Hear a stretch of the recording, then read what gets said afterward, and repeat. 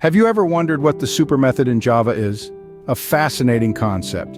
The supermethod is a potent tool that can revolutionize your coding journey.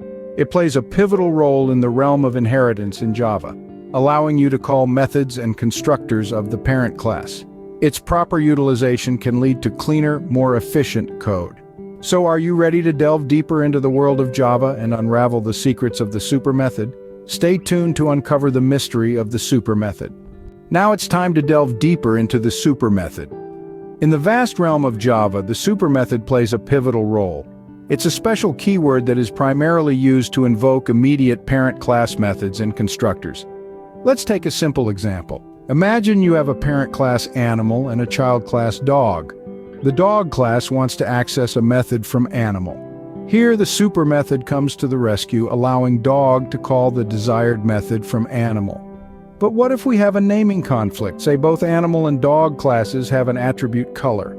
Here's where the supermethod shines again. It can be used to avoid these naming conflicts. By using super, we can specify that we want to access the color attribute from the parent class, animal, not the child class, dog. And that, my friends, is the power of the supermethod in Java.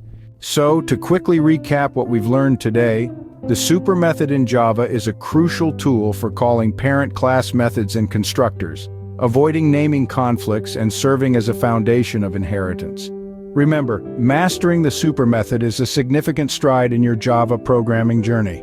Isn't Java fascinating with tools like the supermethod? Delve deeper, unearth more of its methods. Remember, mastery in programming is a product of practice. If you found this video helpful, don't forget to subscribe for more informative content like this. Happy coding!